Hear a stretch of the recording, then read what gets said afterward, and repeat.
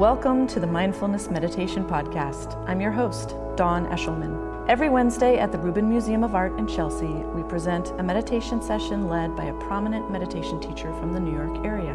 This podcast is a recording of our weekly practice. If you would like to join us in person, please visit our website at rubinmuseum.org/meditation. We are proud to be partnering with Sharon Salzberg, the teachers from the New York Insight Meditation Center, the Interdependence Project, and the Shambhala Center.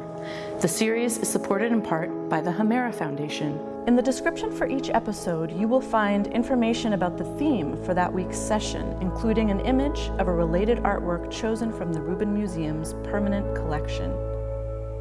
And now, please enjoy your practice. Welcome to the Rubin and to our weekly mindfulness meditation practice.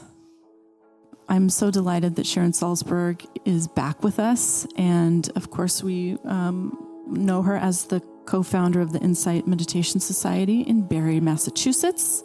And she's been studying and teaching for many decades. She is the author of wonderful books, including the very recent Real Love. Please welcome her back, Sharon Salzberg.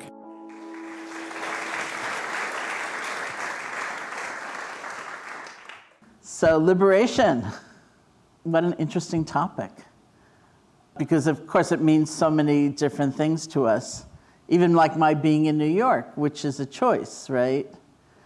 Sometimes people who know Barre, Massachusetts, which is really tranquil, it's a little quiet little country town, very tranquil, very peaceful. They come up to me if I'm teaching somewhere in New York and they say, "Are you okay here?" And I say, "It's a choice.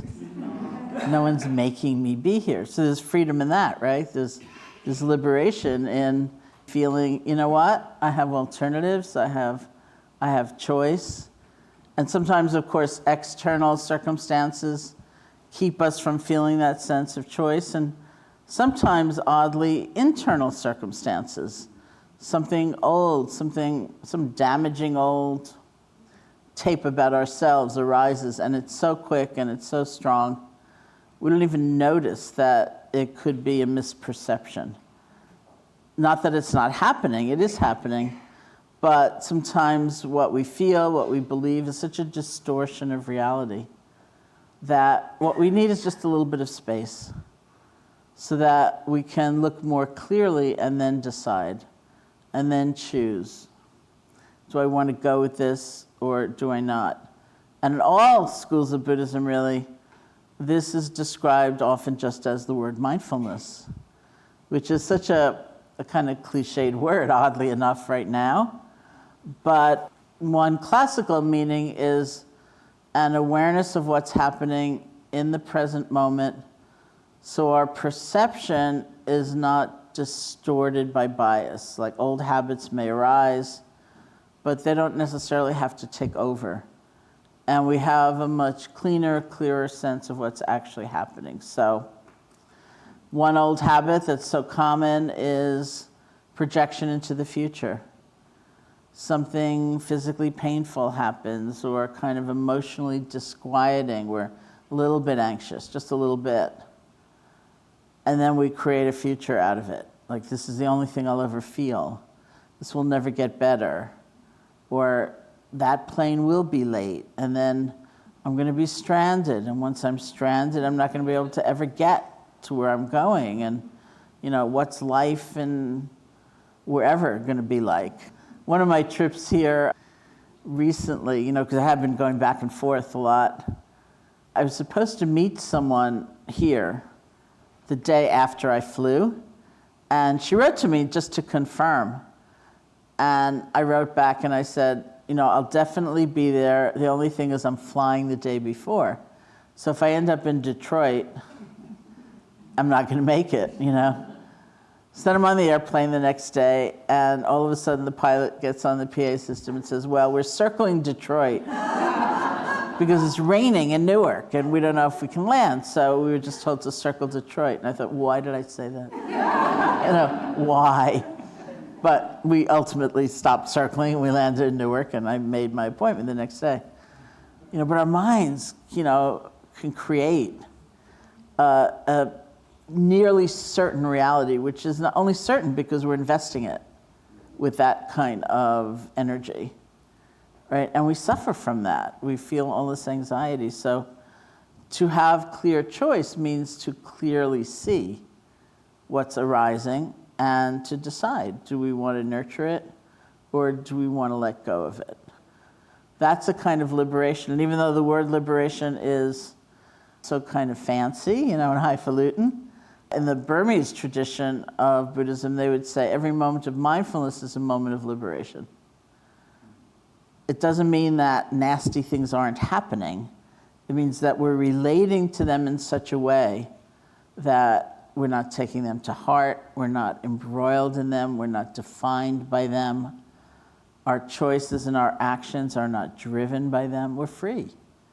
Even in the presence of maybe very old fears or tremendous greed or whatever may be coming up. And even with delightful, wondrous, beautiful, beautiful things that arise for us, we can have a very distorted relationship to them as well. Maybe something good happens, and the instant it arises, we're clinging. Like, how can I keep it?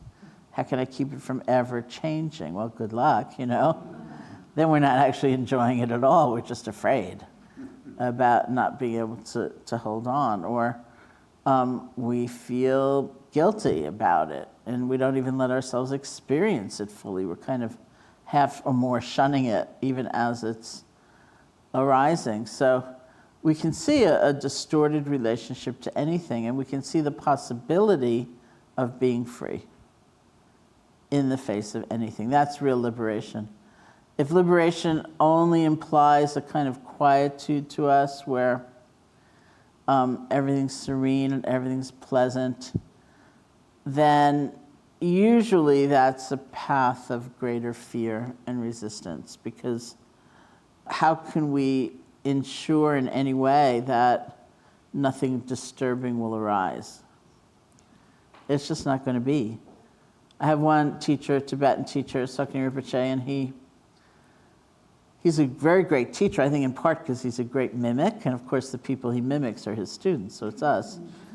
And he'll describe, say, sitting in a living room in New York City, meditating, and you just feel like this incredible peace, and then the peace sort of is on the edges, it's surrounded by joy, and then the joy deepens into bliss, and then it's peace and bliss and peace and bliss, and then these sirens go by, and it's all over.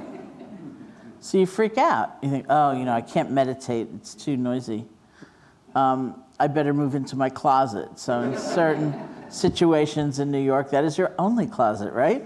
So you empty out your only closet, and you create an altar, and you have everything's beautiful and wonderful, and you sit down, and again, you enter this really serene, lovely state, and then you think, oh no, I hear the water in the pipes, I hear the plumbing. So then you go out and you buy those, ear things they wear in airport tarmacs, and then you're sitting in your closet, afraid of a sound, or maybe, before you sat down, you're sitting on a cushion and you've smoothed everything out so that nothing is rubbing, nothing will irritate you, and you have incense going, and you have, beautiful music, and you're sitting there with your ear things on, so you're not hearing the plumbing, and then you have a memory, and it's very disturbing, and it's like, there you go. At some point, we face the fact that we're not in control of the arising of circumstances. It doesn't mean we don't make any attempt to influence circumstances. We do.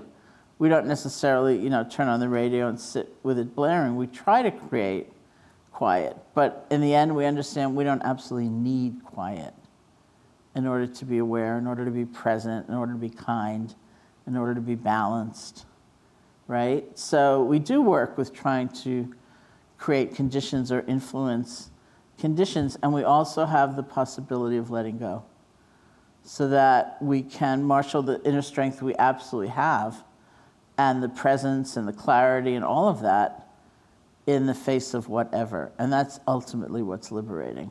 That's why every moment of mindfulness is called a moment of liberation or a moment of freedom. It's sort of like not lesser freedom. It's not lesser liberation. It's not like it's not good enough and we sort of have to do remedial work to buff it up or something like that. It's not like that. But for almost all of us, it's quite intermittent, right? We have a moment of really being present and clear and connected and aware and kind, and then it's gone. It doesn't mean it doesn't count. That moment counts, but it's just there and then it's gone. So the question isn't improving the moment. The question is getting more of them, right? So we either get more of them in a row before we lose it, or most realistically, we lose it and we start over again as quickly as we can, because that's the place that we've really trained ourselves. So there's this wonderful example, a very, very simple example I've always loved in the Buddhist teaching, where the Buddha said, a mind, your mind, my mind, will get filled with qualities like mindfulness and loving kindness. That's a free mind, right? Your mind will get filled with qualities like mindfulness and loving kindness moment by moment, the way a bucket will get filled with water drop by drop. Your mind will get filled with qualities like loving kindness or love and mindfulness moment by moment, the way a bucket will get filled with water drop by drop. And I always love that example from the first time I heard it.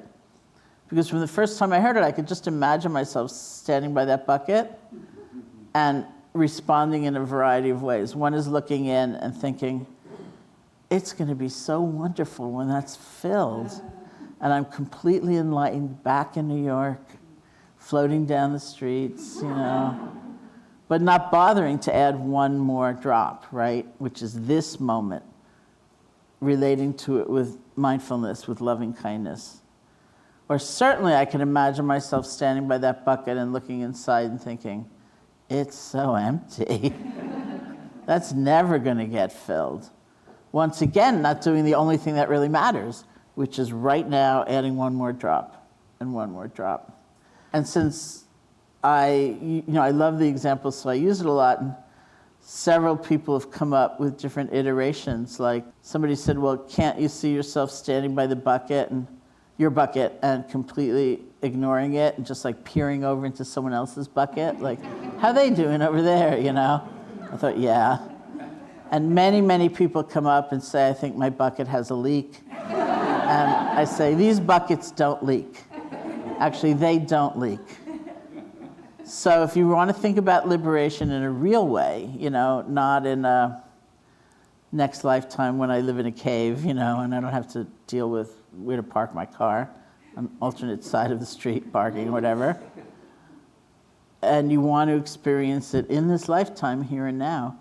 It's moment after moment after moment, and then you lose it completely, and you start again as quickly as you can, because that's how it actually happens. Okay, so we're going to sit together.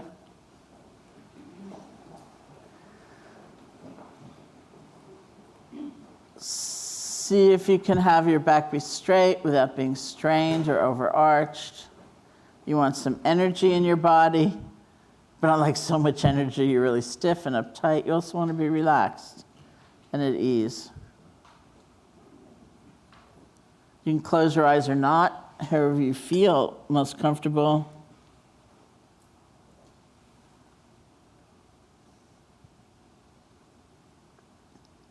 We can start by listening to sound.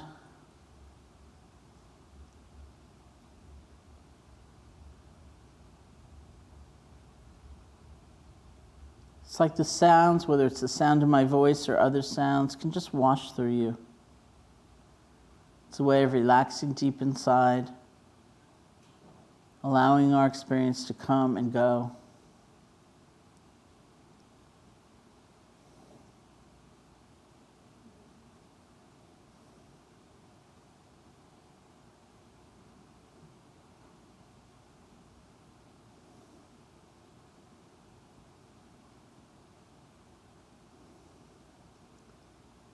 And bring your attention to the feeling of your body sitting, whatever sensations you discover.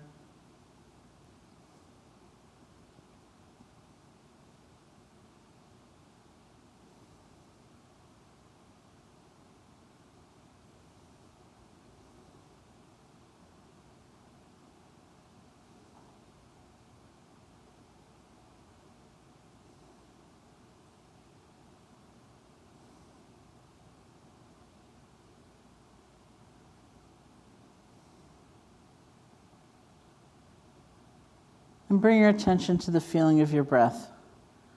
Just the normal, natural breath, wherever you feel it most distinctly.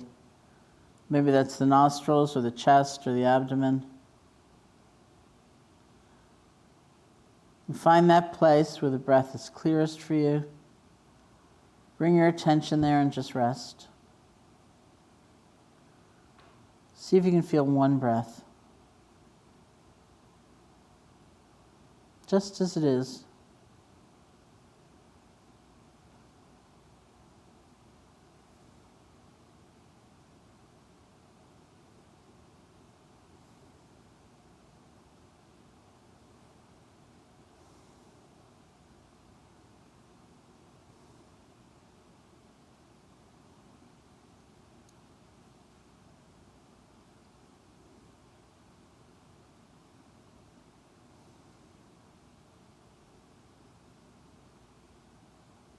And if you like, you can use a quiet mental notation like in, out, or rising, falling to help support the awareness of the breath, but very quiet.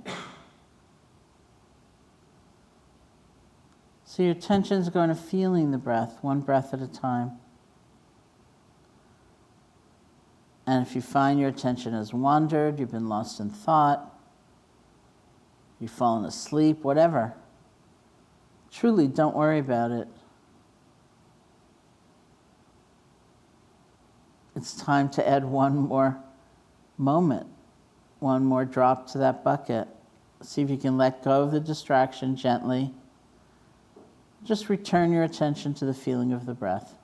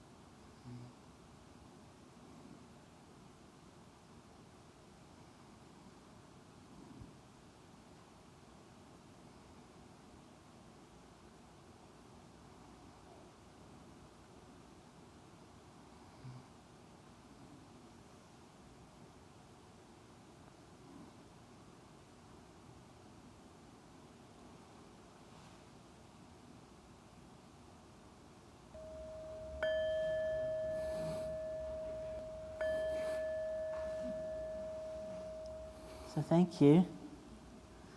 May you be happy and well, and see you next time.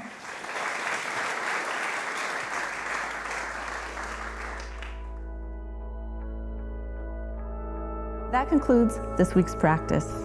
If you'd like to attend in person, please check out our website, rubinmuseum.org/meditation, to learn more. Sessions are free to Rubin Museum members, just one of the many benefits of membership. Thank you for listening. Have a mindful day.